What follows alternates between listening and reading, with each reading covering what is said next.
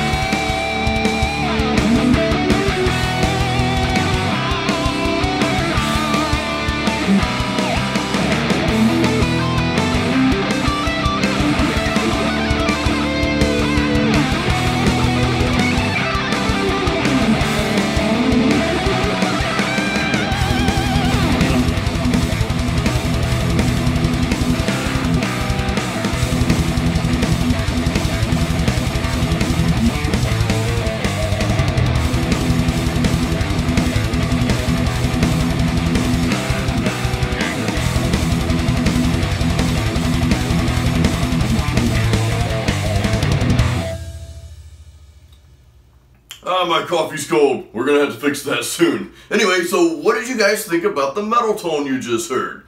Again, I'm using Positive Grid's Bias Amp 2, which I just upgraded to Bias Amp 2, and I'm playing through the Insane 5153 amp.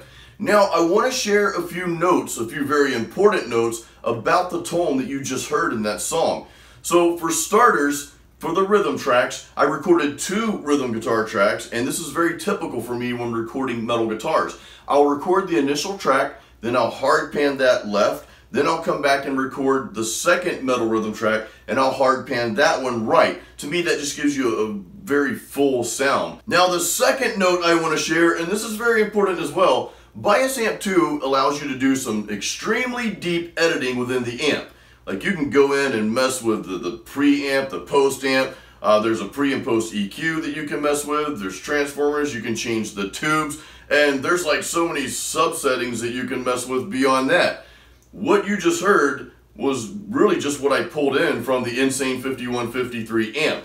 I didn't go into the deep editing. I know a lot of you enjoy that sort of thing. Me, it's way over my head, so I just try to get the best tone I can, from the amp itself and whatever tubes and all that stuff it comes with, I'll just go with that. So what you're hearing in this track is really just the raw amp without me messing around with anything. The only thing I did was I tweaked the amp EQ a little to my liking, and of course, we'll get to the cabinet in a second here, but that's what you're hearing. It is the raw amp. Now, another note I want to share with you is I didn't pull in any effects. So this is just the Bias Amp 2 plugin you're hearing. It's just the raw tone from the Insane 5153 amp.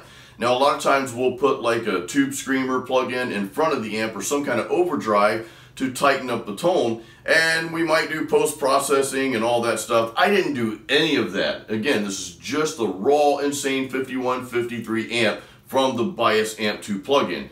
That is it. Now, a side note on the 2 metal rhythm tracks I recorded, I never want the 2 guitars, the 2 tracks, to be exactly the same. So after I record the first track, what I'll do with the second track is I'll just make some slight tweaks to like the mids or the treble, or I might go in and change, move the mics around a little bit. I might even change the cabinet in some cases just to give a slight variance in tone, because that gives you more of a full tone as opposed to having 2 tones exactly the same. Now let's move on to what cabinet I use, and this is where things get really interesting.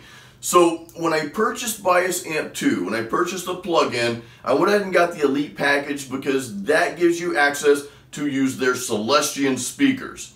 Now, this is a game changer in my opinion when it comes to cabinet simulation. So I paired the Insane 5153 amp with the actual Celestion greenback cabinet. I used the 412. And again, you can go back and hear the song in the video here. To me, that's just a phenomenal tone. I use the SM57 mic, and this plugin allows you to use two mics now.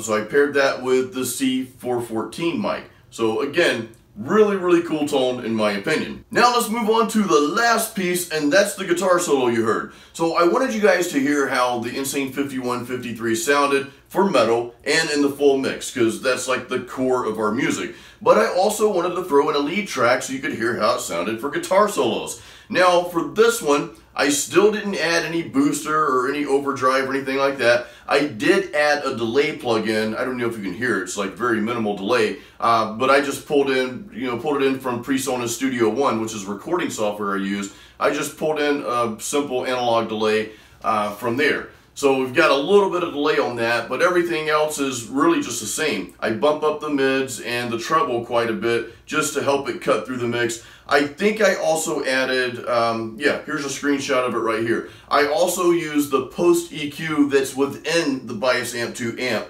because I wanted just to add, you know, something a little more to help it cut through the mix better. All right, so that wraps it up for the Bias Amp 2 Insane 5153 metal tone.